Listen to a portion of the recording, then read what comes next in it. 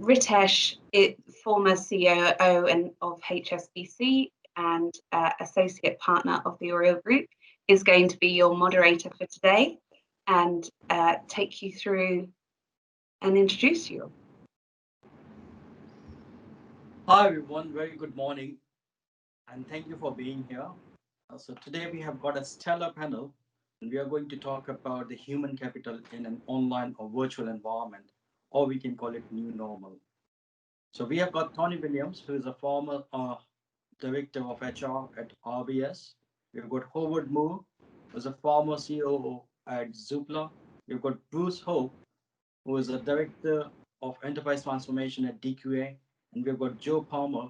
She's the chair of board at NHS Foundation Trust. So welcome you all. So what's your view like? Where were the challenges? Where are the challenges? And what organizations need to focus on going forward as well?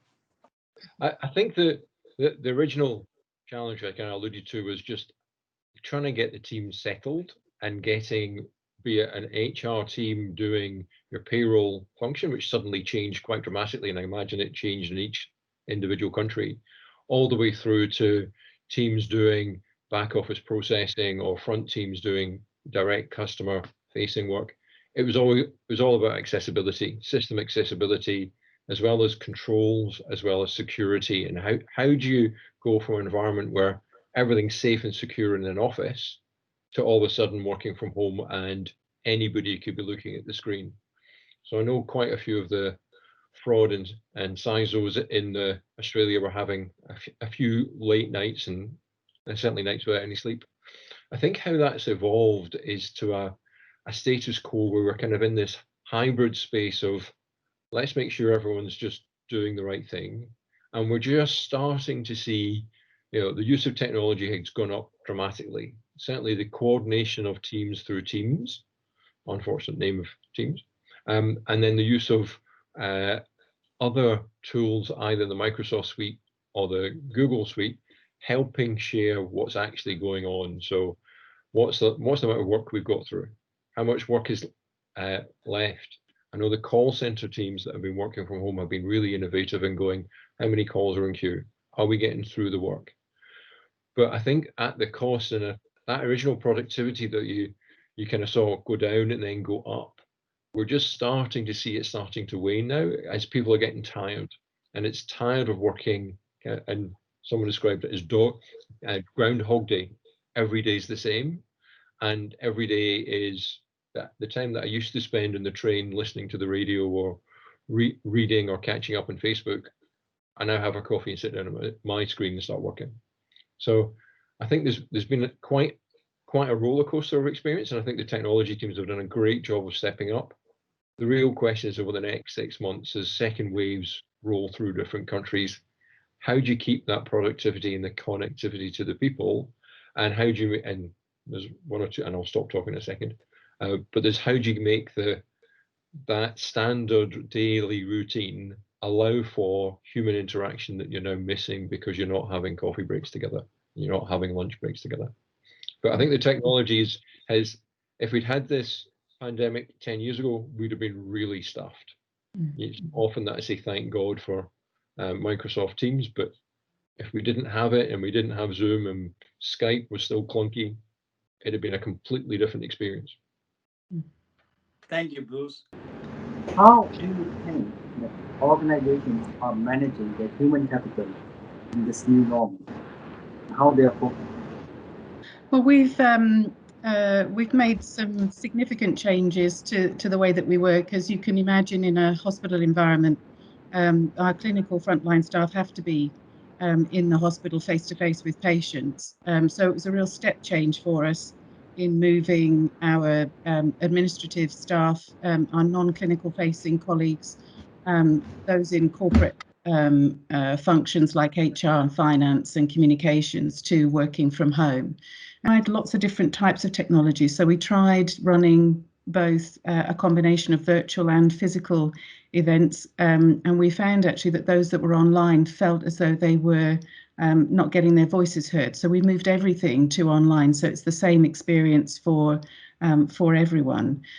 We also have done a lot to try and plug the gap of that social side of work. So we do spotlights on individual teams or individuals to and the work that they're doing in the hospital, regardless of whether it's COVID or non-COVID work, so that their colleagues can understand exactly what's happening to their friends and their community across the hospital. And then we've had some socially distanced events. We're very fortunate. We have a nice grassy area outside of our postgraduate centre, and that's enabled us to bring some colleagues together for a socially distant event to commemorate certain activities in the hospital. And a combination of all of those things has helped us to maintain morale, maintain levels of engagement across the hospital. Clearly, our frontline staff are heroes.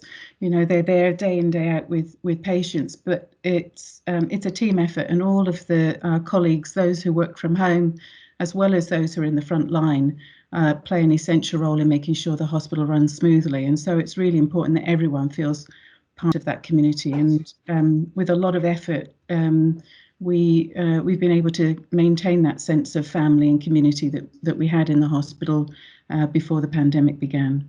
How do you think or what organizations should be doing and how they are doing in terms of onboarding these new people? I think it's a really good question. I think it's probably one of the biggest struggles that people have had. I think onboarding is so critical to any company. You need to make sure that any new starters understands the company culture you're trying to get across. And I think companies that have done it well are companies that first of all understood that to start off with.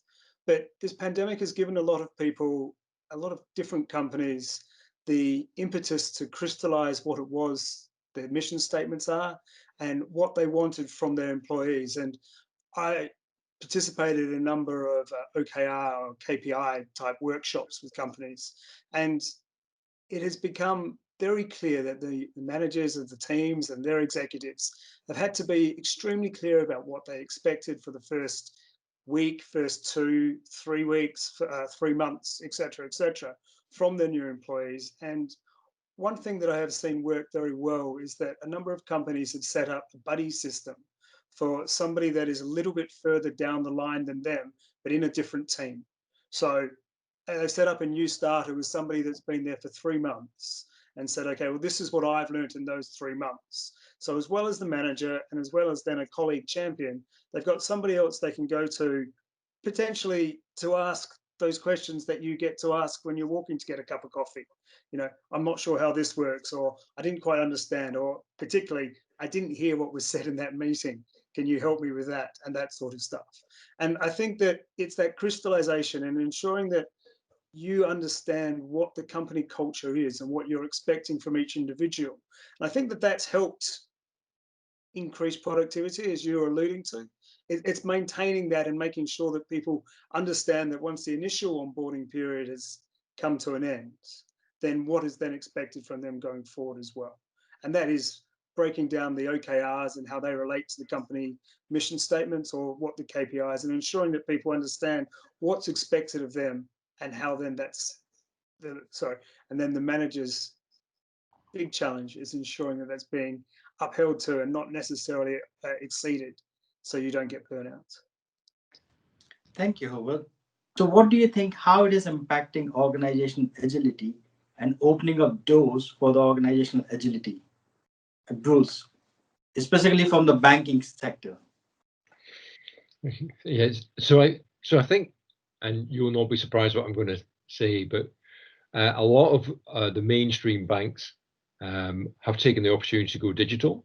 And so what does that mean? And so and I'll talk from an Australian banking perspective, and a lot of you will nod and say we saw a lot of this 10 years ago in the aftermath of the GFC. Is what will come core, and it's almost the operating model that you see in retailers are struggling with, is how do we move to a world that is completely online, completely remote? The banks, the branches are still here, are still open, but not many customers are coming in. And so the things that become core as the capability of the organization, it's always been technology, but all of a sudden it's digital technology that's agile. And also the other thing that's just emerging is data analytics. So people who understand and can interrogate the big data to really understand how customers are behaving, what are they looking at, what do they need. And the Australian banks, you can see they're still struggling to give up their sales ethos and going, we want to sell more mortgages, and starting to pick up on creditworthiness, credit risk assessment, collections assessment, hardship assessment. And so I think we'll see quite a heavy switch in the mix of people within the organization towards being truly data centric. One thing that I've noticed is that a lot of interaction within companies is no longer face-to-face, and it wasn't face-to-face this time last year either. Instant messenger clients, we see how successful they are. They're billion-dollar companies, and that's for a strong reason that people like using them, and people jump on whatever it might be to have a quick chat, and they're less and less used to this going around to talk to people situation. I did a very interesting study based on cost, unfortunately, about the best way to set up an office and looking at open plan versus offices and those sorts of things. And they said that the biggest killer of productivity for open plan was the actual interaction between people, because it stopped them doing their work. And in order to do their work, everybody jumped onto the instant messenger clients to have a quick chat or to get things done. And I see it increasingly through, I want to call them the younger generation, but people that are perhaps more digitally native than I am. They don't call each other. They text each other or they WhatsApp each other, and they're increasingly used to this. And so this hasn't been as big a jump for some people as it has for others. Now, I had an online doctor's appointment and I loved not having to go to the clinic. That was much better. How are you feeling? I'm great. Bang, cool. I'm glad I didn't take up your time with something that was inconsequential, and they were able to move on to hopefully more important things. And when we think about the cultural transformation, empathy is the key. Truly empathetic leaders listen, and they spend more time listening than they do talking. Most organizations, financial services organizations, as well as most others, have pulled back on investment spending. But I absolutely agree with you going, each organization has to carve out some of its costs, and be it human as well as technology, to innovate and look to the 6 months, 12 months, 18 months time. How do they bank innovation that will either help them address new markets or adjacent markets or the emerging market that they're going to be in, as well as how do they make work easier for both customers and the internal teams. I think most organizations already stood down a lot of people, either furloughed them, or we've got JobKeeper here in Australia, where the government pays them, which seems to work really well, but they're all winding out. So I think now's the real time that people go, what's the absolute core workforce we need? And what's the discretionary workforce? And get really good at understanding how much core workforce you need, and of the discretionary workforce, what are they spending their time on? I think the issue of where do we need talent will change. It will be, I talked 25 years ago about the work finding talent pools as opposed to what traditionally would be the other way around. I think this year we finally have got to a place where work can go to where the talent is, because we've had to. We will need to think about what is the role of the office in the future. But I do think we have an opportunity to start thinking about work following talent pools as opposed to the other way around. So thank you very much, and it's great talking to you all, and thank you for your time.